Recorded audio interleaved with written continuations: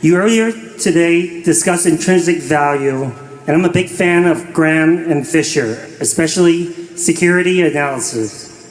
What differences do you have, if any, for calculating intrinsic value versus what was said in security analysis? And for example, how does management factor into that?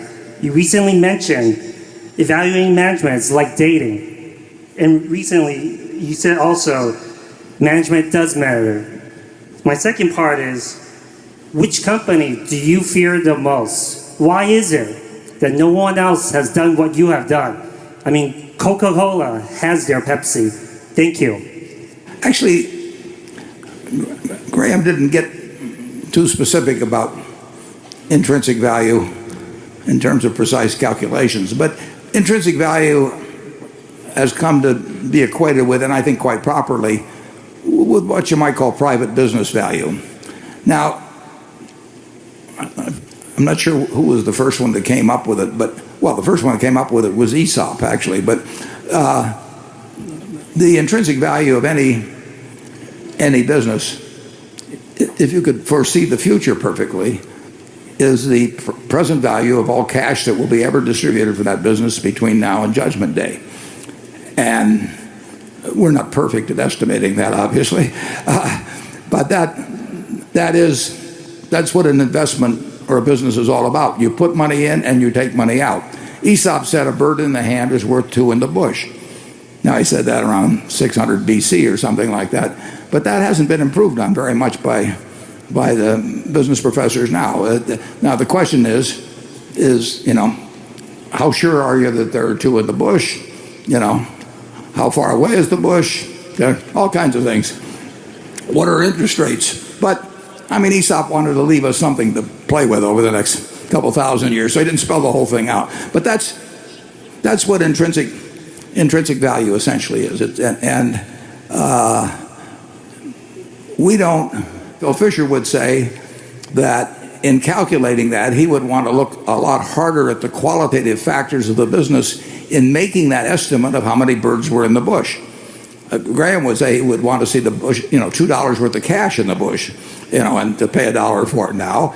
And one emphasized quantitative factors and one emphasized qualitative factors, but neither one would have disagreed with the math. And I started out very influenced by Graham, so I emphasized quantitative factors. Charlie came along and said I was all wrong, and that he'd learned more in law than I'd learned in financial studies and everything, and that I should think more about qualitative factors, and he was right. And Phil Fisher said the same thing. But that's what intrinsic value is about. If you buy a McDonald's franchise, if you buy General Motors, whatever it may be, the real question is, A, are you going to have to put more cash into it after you buy it? But it's really cash in, cash out, when, what discount rate, all the standard stuff. In terms of if I had a silver bullet, what company would I shoot as being a threat to us? I don't see any competitor to Berkshire. I see private equity buying lots of businesses and having an advantage in that they'll leverage up when we won't, and also that presently they can borrow money very cheap and all of that.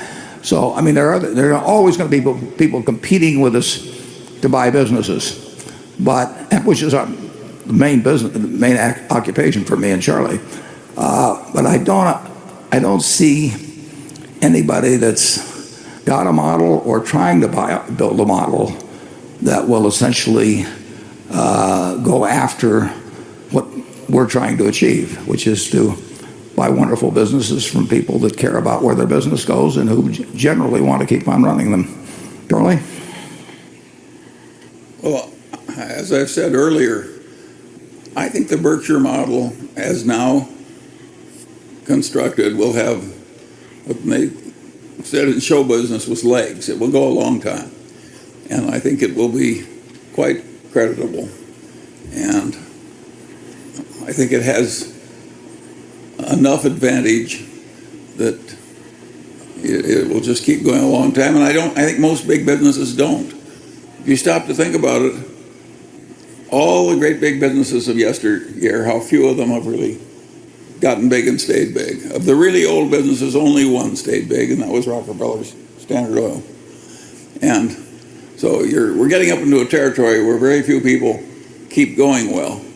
But I think we'll be more like Standard Oil and we'll be like ordinary businesses, because I think we will just keep going. We will keep doing what we're already doing, and we'll keep learning from our mistakes. And the people up here are no longer all that important. The momentum's in place, the ethos is in place. It's going to keep going. And you young people in the audience, I always say, don't be too quick to sell a stock. Why don't we get more copycats? It reminds me of our mutual friend Ed Davis. He figured out to do an operation that was so difficult that he operated at the bottom of a dark hole with instruments of his own creation. He gave his own shots by Novocaine, 87 of them while he was operating. And it was a better operation. His death rate was 2% and everybody else was 20. And the other surgeons came to copy him. And they watched him. And they said, well, I don't think I'll try and copy that. I think it looks just too hard to do. There's nothing in an American business school that teaches people to be like Berkshire. Eddie Davis is the guy that, in effect, introduced the two of us. He was a famous urologist here in Omaha, and but people didn't try and learn his operation.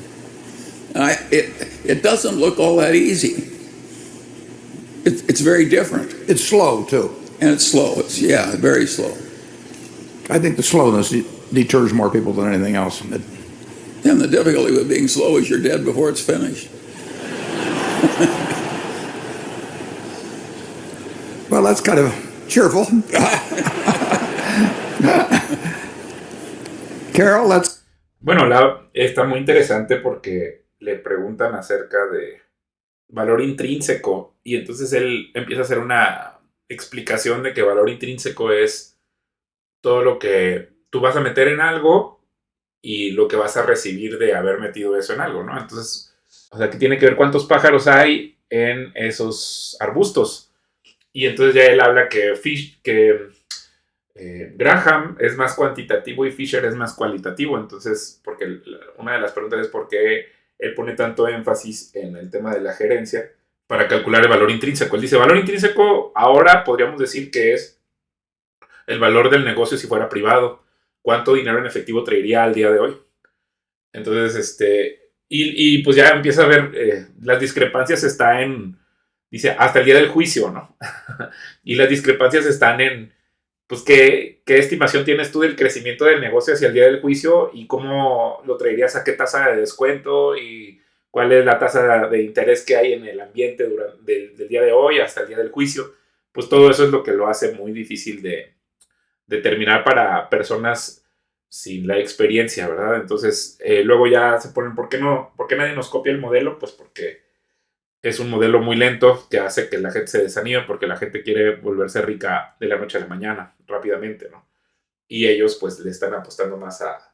Al final me parece que Berkshire es un negocio de lógica. Entonces, pues, simplemente ellos se han dedicado a establecer premisas que son muy lógicas y operarlo. Y al final ellos se dedican a adquirir negocios que quepan en esta tesis lógica. Y ellos van descubriendo, conforme pasan los años, realmente qué es Berkshire. Tampoco es como que ellos sabían exactamente que se iba a convertir en lo que es, ¿no? Simplemente han estado utilizando la lógica y aceptando que cometen errores, pero justo en el modelo de ellos acepta que puede tener errores y por eso es tal el crecimiento. Dice, pues, estamos acercándonos a un mundo, o sea, dice, solo Standard Oil, que era el de Rockefeller, tenía estas características, pero al final se desintegró en diferentes compañías petroleras, ¿no? Entonces, él dice, estamos como conglomerados, estamos acercándonos a un territorio diferente, pero vamos a seguir haciéndolo.